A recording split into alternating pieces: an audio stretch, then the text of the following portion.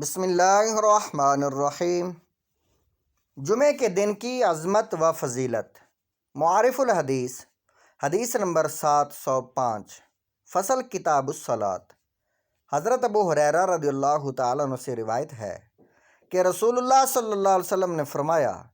ان سارے دنوں میں جن میں کہ آفتاب نکلتا ہے، یعنی ہفتہ کے 7 دنوں میں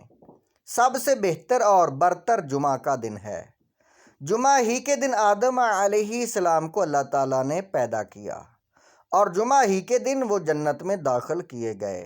اور جمعہ ہی کے دن وہ جنت سے باہر کیے گئے، اس دنیا میں بھیجے گئے، باہر کر کے اس دنیا میں بھیجے گئے، جہاں ان سے نسل انسانی کا سلسلہ شروع ہوا، اور قیامت بھی خاص جمعہ ہی کے دن قائم ہوگی۔ صحیح مسلم۔ تشریح: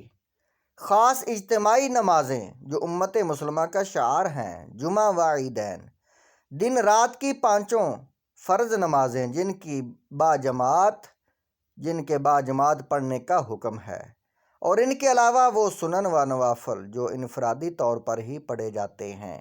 ان سب کے متعلق رسول اللہ صلی اللہ علیہ وسلم کے ارشادات اور معمولات سابق میں ذکر کیے جا چکے ہیں۔ ان کے علاوہ چند نمازیں اور ہیں جو صرف اجتماعی طور پر ہی ادا کی جاتی ہیں، اور وہ اپنی مخصوص نوعیت اور امتیازی شان کی وجہ سے اس امت کا گویا شعار ہیں۔ ان میں سے ایک نماز جمعہ ہے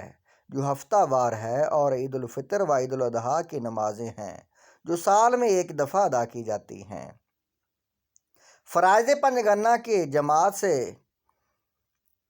ادا کرنے میں جو مصالح اور منافع ہیں، جن کا ذکر اپنے موقع پر کیا جا چکا ہے، وہ سب کے سب وسیع تر پیمانے پر جمعہ اور عیدین کی نمازوں سے بھی حاصل ہوتے ہیں، اور ان کے علاوہ کچھ اور حکمتیں اور مصلحتیں بھی ہیں جو صرف ان ہفتہ وار اور سالانہ اجتماعی نمازوں ہی سے وابستہ ہیں۔ پہلے جمعہ کے بارے میں چند ارشادات ذکر کیے جاتے ہیں۔ امید ہے کہ اس باب کی احادیث کا مقصد و منشا سمجھنے میں انشاءاللہ عز و جل ان ارشادات سے ناظرین کو خاص رہنمائی حاصل ہوگی۔ روزانہ 5 وقت کی جماعت میں ایک محدود حلقہ یعنی ایک مہمہ ہی ہے مسلمان جمع ہو سکتے ہیں، اس لیے ہفتہ میں ایک دن ایسا رکھ دیا گیا جس میں پورے شہر اور مختلف محلوں کے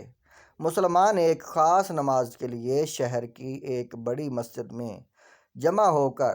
ہو جایا کریں، اور ایسے اجتماع کے لیے ظہر ہی کا وقت زیادہ موزوں ہو سکتا تھا، اس لیے وہی وقت رکھا گیا، اور ظہر کی 4 رکعت کے بجائے جمعہ کی نماز صرف 2 رکعت رکھی گئی، اور اس اجتماع کو تعلیمی و تربیتی لحاظ سے زیادہ مفید اور مؤثر بنانے کے لیے تخفیف شدہ 2 رکعتوں کے بجائے خطبہ لازمی کر دیا گیا، اور اس کے لیے جمعہ ہی کا دن اس واسطے مقرر کیا گیا کہ ہفتہ کے 7 دنوں میں سے وہی دن زیادہ باعظمت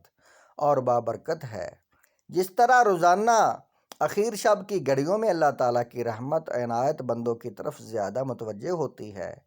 اور جس طرح سال کی راتوں میں سے ایک رات شب قدر خاص الخاص درجہ میں برکتوں اور رحمتوں والی ہے، اسی طرح ہفتہ کے 7 دنوں میں سے جمعہ کا دن اللہ تعالیٰ کی خاص الطاف و عنایات کا دن ہے،